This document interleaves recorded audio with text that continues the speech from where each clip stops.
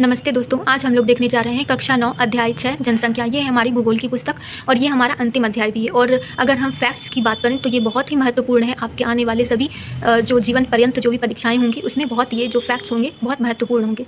तो चलिए देखते हैं। जनगणना, जो जनसंख्या है इसको हम लोग जनगणना के तहत जो है मापते हैं। तो देखते हैं जनगणना क्या होती है। तो ये किसी भी निश्चित समय अंतराल में, ये निश्चित जो समय अंतराल होता है ये 1 वर्ष हो सकता है, 5 वर्ष हो सकता है या 10 वर्ष हो सकता है। यह जो है किस बात पर डिपेंड करता है कि वो वहाँ पर कौन सा देश है या देश की जो है कौन सी नीतियाँ हैं उसके ऊपर। ठीक है, भारत में ये सामान्यतः 10 साल पर होता है। सबसे पहले बात करें तो 1872 में भारत में जनगणना प्रारंभ हुई थी, लेकिन जो निश्चित समय अंतराल वाली बात आती है वो 1881 के पश्चात से मानी जाती है और ये हर 10 साल में होता है। अब हम सभी देखते हैं कि जनसंख्या यानी कि जो लोग हैं उसकी संख्या को मापना। तो जनसंख्या का इसमें 2-3 चीज़ों को हम लोग देखेंगे, जैसे कि जनसंख्या के आकार और वितरण के बारे में देखेंगे, जनसंख्या वृद्धि और जनसंख्या परिवर्तन की क्या प्रक्रियाएँ हैं उसमें देखेंगे, जनसंख्या के गुण या विशेषताएँ क्या हैं उसको देखेंगे। तो चलिए पहला देखते हैं, जनसंख्या का आकार एवं वितरण। ये जो है मार्च 2011 तक भारत की कुल जनसंख्या जो है लगभग अगर हम करोड़ में देखें तो 121.06 करोड़ जो है वो मानी जाती है। और वैश्विक जनसंख्या के परिप्रेक्ष्य में ये 17.5% है पूरे विश्व का। ठीक है, और वहीं अगर हम क्षेत्रफल की देखें बात करें भारत में तो 32,87,263 वर्ग किलोमीटर है और ये जो है पूरा भू क्षेत्र का 2.4% है। यानी इतनी बड़ी जनसंख्या केवल विश्व के 2.4% भाग पर रहती है। तो ये जो जनसंख्या का संकेंद्रण है क्या बताता है कि हम सभी जो है बहुत ही अधिक आबादी वाले देश में शामिल हैं। ठीक, अब 2011 की जनगणना जो है यहाँ पर प्रयुक्त होगी क्योंकि ये एक ऑफिशियल सोर्स है तो उसी को हम लोग लेते हैं। 2011 जनगणना में जो है सबसे अधिक जनसंख्या वाला जो राज्य है वो उत्तर प्रदेश मिला। ठीक है, जिसकी कुल जनसंख्या लगभग जो है 19 करोड़ 9 लाख, ये जो है कुल जनसंख्या का यानी भारत की जनसंख्या का 16% है। और अगर हिमालयी क्षेत्र सिक्किम की बात करें तो 6 लाख की आबादी बताई गई है और लक्षद्वीप में जो है 64,429 जो है ये बताई गई है। भारत की यदि हम आधी आबादी देखें तो 5 राज्यों में निवास करती है, जिसमें उत्तर प्रदेश, महाराष्ट्र, बिहार, पश्चिम बंगाल और आंध्र प्रदेश में है। वहीं अगर हम देखें कि क्षेत्रफल की दृष्टि से सबसे बड़ा राज्य कौन सा है, राजस्थान है।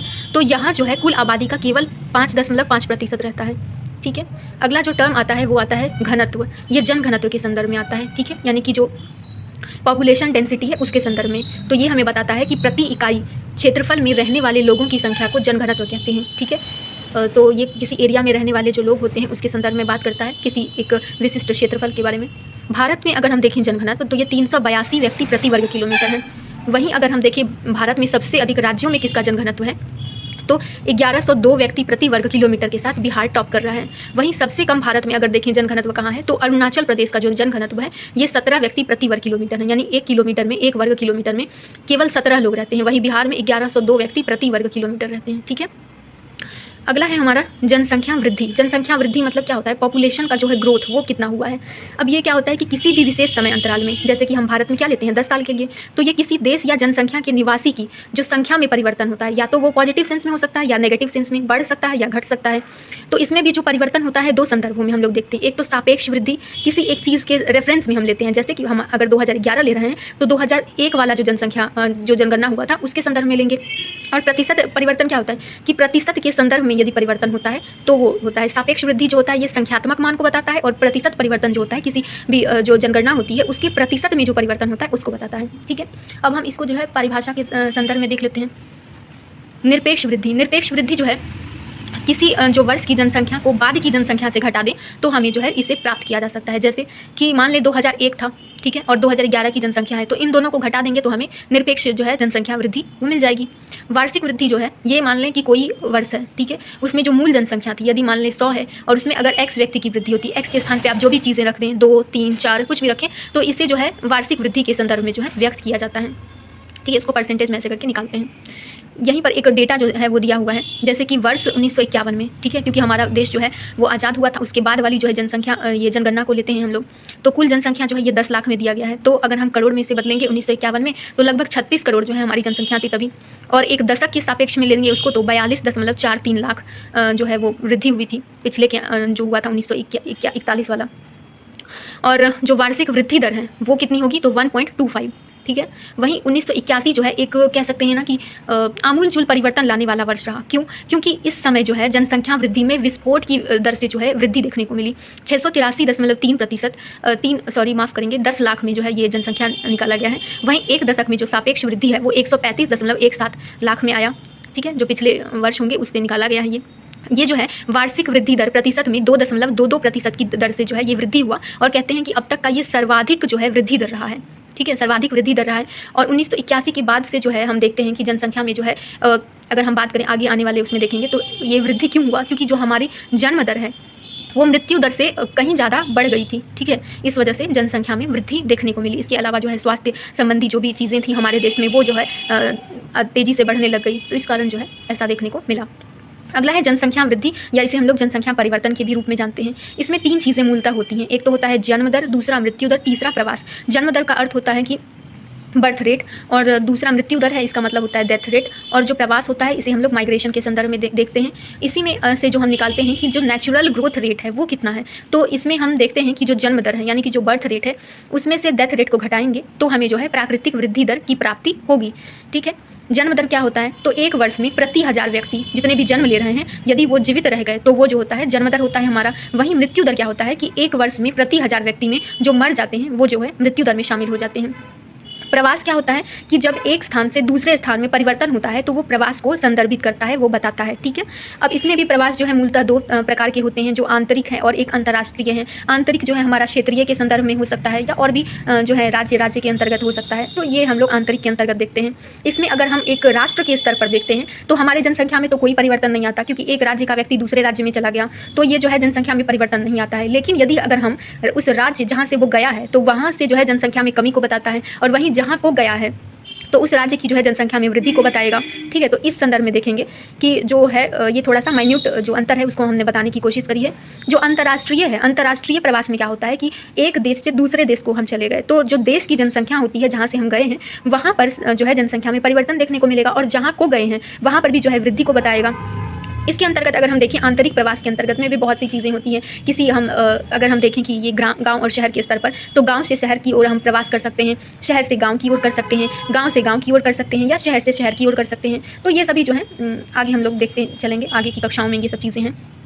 अगला है हमारा नगरीय जनसंख्या। नगरीय जनसंख्या का अर्थ होता है कि जो नगर की जनसंख्या है। ठीक है, और नगर जो है हम लोग अगर देखें तो पाते हैं कि जो 75% जनसंख्या अगर हम पाएँ तो वो द्वितीयक क्रियाओं में यदि संलग्न है तो हम लोग उसे नगरीय क्षेत्र के अंतर्गत कहते हैं। तो 1951 जो होता है वहाँ पर हम देखते हैं कि नगरीय जनसंख्या 17.29% है। वहीं अगर हम 2011 में देखते हैं तो नगरीय जनसंख्या 31.8% रहा।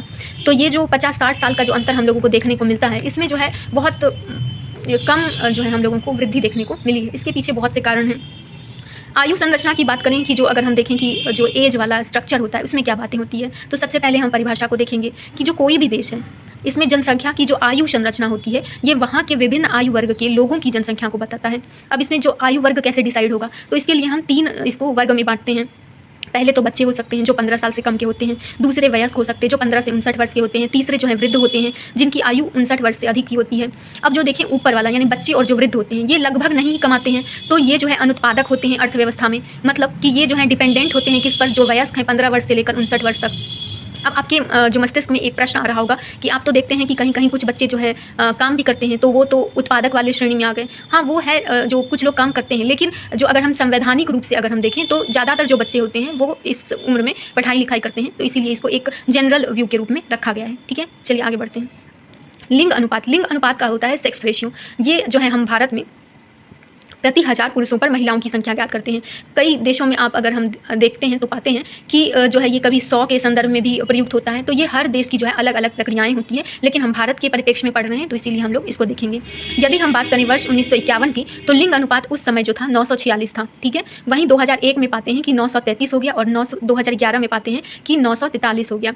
तो ये जो है हम लोग आज़ादी के समय में जो है बेहतर स्थिति में थे अगर लिंग अनुपात की दृष्टिकोण से देखिए तो, और अभी जो है हमारी स्थिति उतनी अच्छी नहीं है। तो इसके जो है बहुत से क्रमिक कारण हैं, जैसे कि पितृसत्तात्मक समाज है हमारा एक कारण है, और दूसरा है कि महिलाओं की जो क्या बोल सकते हैं अवसर में जो है असमानता है, और भी लिंग असमानता का कारण तो आप सभी लोग जानते ही हैं। शैक्षिक दृष्टिकोण से भी जो है महिलाएं पिछड़ जाती हैं, स्वास्थ्य के दृष्टिकोण से भी जो है वो पिछड़ जाती हैं। तो ये सभी जो चीज़ें हैं इसके अंतर्गत शामिल होती हैं। अगर हम पूरे भारत की बात करें तो पूरे भारत में सबसे अच्छी स्थिति केरल राज्य की है, जहाँ पर सर्वाधिक लिंग अनुपात जो है अनुकूल है महिलाओं के लिए, जहाँ पर 1084 महिलाएं हैं 1000 पुरुषों पर। वहीं पुडुचेरी ये जो है केंद्र शासित प्रदेश है 1038 महिलाएं हैं 1000 पुरुषों पर। वहीं अगर हम जो केंद्रीय हमारी राजधानी है हमारे देश की 866 जो है 1000 पुरुषों पर हैं महिलाएं। वहीं अगर हम सबसे जो खराब स्थिति को बताती है हरियाणा में, ये 877 महिलाएं हैं केवल 1000 पुरुषों पर। ठीक है, तो ये स्थिति जो है हमारे देश में देखने को मिलती है। साक्षर, अब साक्षर किसे कहते हैं? तो सामान्यतः जो 7 वर्ष के बच्चे या जो भी इस उम्र के होते हैं, इस उम्र के बराबर या इससे अधिक उम्र के लोग किसी भी भाषा में पढ़ या लिख सकने में सक्षम होते हैं, तो वो साक्षर की श्रेणी में आ जाते हैं। भारत में अगर हम 2011 जनगणना के अनुसार देखें तो पाते हैं कि कुल साक्षरता जो है 73% है। वहीं पुरुष साक्षरता जो है 80.9% है। वहीं महिला साक्षरता 64.6% है। ठीक है, तो ये स्थिति हमारे देश में साक्षरता की है। वहीं बात करें कि व्यावसायिक संरचना कि कौन से बिजनेस में वो लोग स्वयं को जो है रखे हुए हैं, तो इसमें जो है विभिन्न प्रकार के व्यवसाय के अनुसार जो भी जनसंख्या कार्य करती है उसके वितरण को जो है व्यावसायिक संरचना के अंतर्गत हम सभी देखते हैं। अब व्यवसाय भी 3 जो है तरह के होते हैं, जैसे कि प्राथमिक क्रियाकलाप, द्वितीयक क्रियाकलाप या तृतीयक क्रियाकलाप। अभी तो और भी इसका जो है वेरिएशन देखने को आया है, लेकिन हम लोग मूलतः 3 तरह से देखते हैं। प्राथमिक जो है व्यावसायिक संरचना के अंतर्गत हम सभी देखते हैं कि जो कृषि है, खनन है, मछली पालन, ये सभी जो चीज़ें होती हैं जिसमें हम लोग नेचर से जो ज़्यादा जुड़े हुए रहते हैं वो आते हैं। द्वितीयक में जो होता है इसी का प्रोसेसिंग होता है, जो हमने खनन किया है उसको अगर हम लोग मेटल में तब्दील कर दें या कोई और भी जो चीज़ें होती हैं, जैसे जो गन्ना है उसको हमने चीनी में बदल दिया, तो ये सभी जो है द्वितीयक क्रियाकलाप के अंतर्गत आते हैं। तृतीयक में क्या होता है, जो इन सब चीज़ों की जो है ट्रांसपोर्टेशन किया या और भी जो अपर लेवल के जैसे काम होते हैं, जिसमें कि जैसे कि साइंटिफिक अगर कुछ काम किया है, इसमें रिसर्च, इनोवेशन या उस जो हमने चीज़ों को उत्पादित किया है उन सब का ट्रांसपोर्टेशन, ये सभी चीज़ें जो हैं तृतीय क्रियाकलाप में आती हैं। तो जैसे जैसे हम देखते हैं कि देश डेवलप होता है, जैसे जैसे देखते हैं कि देश विकसित होता है, हमारा जो तृतीय क्षेत्र का जो हिस्सा होता है वो उसमें बढ़ोतरी देखने को मिलती है और द्वितीयक और प्राथमिक क्रियाएँ जो होती हैं वो धीरे धीरे कम होती जाती हैं। ठीक है, अगला है हमारा स्वास्थ्य। स्वास्थ्य का अर्थ जो है इसमें 2 संदर्भ में यहाँ पर जो डेटा में दिया गया है, एक कि मृत्यु कहाँ पर कितनी है, मृत्यु दर कितनी है। वहीं अगर दूसरा हम देखें तो पाते हैं कि जो औसत जीवन प्रत्याशा है ये कितनी है। औसत जीवन प्रत्याशा का अर्थ होता है कि जो कितने साल कोई जी पा रहा है, लगभग एक औसत भारतीय की कितनी जो है जीवन कह सकते हैं बची है, कितना जीवन वो लोग जो है एंजॉय करेंगे, कितना जी पाएंगे। तो उसके संदर्भ में अगर हम देखें तो पाते हैं 1951 में केवल उस समय लगभग औसतन 36.7 वर्ष जो है लोग जीते थे। वहीं 2012 के डेटा के अनुसार देखते हैं 67.9% लोग जो है आयु हो गई। तो लगभग जो है हम पाते हैं कि लगभग दोगुनी हो गई। तो इसमें जो है वृद्धि का क्या कारण है कि हमारी जो स्वास्थ्य सेवाएं हैं, जो द्वितीयक हैं, तृतीयक हैं, प्राथमिक स्वास्थ्य सेवाओं के अंतर्गत, तो इसमें वृद्धि हुई है। जो हमारा जन्म दर है उसमें वृद्धि हुई है। जो कहते हैं कि हमारे खान पान में जो है उसमें सुधार आया है। तो ये सब जो है इसके पीछे कारण पाए जाते हैं। वहीं पर और जो है 2 चीज़ों की बात की गई है। जो हमारा एक इसमें किशोर जनसंख्या के बारे में बताया गया कि जो हमारी किशोर जनसंख्या है वो आगे जो है वयस्क होकर हमारे अर्थव्यवस्था में जो है भागीदारी अपनी तय करेंगे। जो हम उन पर आश्रित जनसंख्या है उनका पालन पोषण करने में वो सक्षम होंगे। तो ये जो जनसंख्या है जितनी अधिक कुशलता लाएगी अपने कार्यों में, तो उतना अधिक ये जो है अपने जीवन यापन के तरीकों को जो है उनके जो आय में वृद्धि करेंगी और उसके साथ साथ हमारे देश की आय में भी वृद्धि होगी। तो इसीलिए जो है जनसंख्या पर किसी भी राज्य, किसी भी देश का जो है सरकार का बहुत अधिक ध्यान रहता है, ताकि जो है उस देश का सर्वांगीण विकास हो पाए। इसी के संदर्भ में जो है 1952 ईस्वी में लगभग जो है भारत में राष्ट्रीय परिवार नियोजन कार्यक्रम लाया गया, जिसके तहत हम लोग देखते थे कि हम 2 हमारे 2 वाली जो है लोकोक्ति हर जगह थी। तो लेकिन ये एक इस तरह से कंपल्शन नहीं था कि आप करें या ना करें, लेकिन एक नैतिक जिम्मेदारी के रूप में ये जो है भागीदारी दे दी गई थी। वहीं वर्ष 2000 ईस्वी में जो है राष्ट्रीय जनसंख्या नीति लाई गई। इसके तहत बोला गया कि जो 6 से 14 वर्ष के जो भी बच्चे हैं उनका जो है उनको साक्षर करने पर ध्यान दिया जाए। जो महिलाओं की स्थिति है उनको जो है सुदृढ़ किया जाए। महिलाओं की जो गर्भावस्था की जो स्थिति होती है उसमें सुधार लाया जाए, क्योंकि एक स्वस्थ बालक तभी जन्म लेगा जब उसकी माता स्वस्थ हो। तो इस जो है विचार के साथ इसको किया गया था। अब यहाँ पर हम जो है कुछ फ़ोटोज़ वगैरह को देख लें। यहाँ पर देखिए भारत की जनगणना के बारे में बताया गया है कि जो कितना % कौन सा राज्य ऑक्यूपाई करता है। ये जनसंख्या के संदर्भ में है कि कितनी जनसंख्या जो है भारत में है और विश्व में कितनी जनसंख्या है। वहीं नीचे वाले में दिखाया गया है कि भारत का क्षेत्रीय हिस्सा मात्र 2.4% है। वहीं हम लोग 17.5% जनसंख्या को रखते हैं। तो ये सब चीज़ें बताई गई हैं। ये जो जनघनत्व को बताता है, यहाँ रेड कलर जो है आपको दिख रहा है 1102 व्यक्ति प्रति वर्ग किलोमीटर बिहार में, वहीं 1028 जो है लगभग पश्चिम बंगाल में। और तीसरा अगर हम देखें तो ये जो केरल दिख रहा है ये लगभग 860 के अप्रॉक्स से, थोड़ा डेटा में इधर उधर हो सकता है क्योंकि हमें भी उतने अच्छे से याद नहीं है, बट इतने के अप्रॉक्स होना चाहिए। फिर जो है हमारा उत्तर प्रदेश आता है। ये सभी जो है दिखाते हैं कि 1000 से जो है लगभग 750 के आसपास प्रति वर्ग किलोमीटर जो है यहाँ पर लोग रहते हैं। वहीं पर जो है डार्क ग्रीन पैचेस में ये बता रहा है 250 से कम यहाँ पर प्रति व्यक्ति लोग रहते हैं।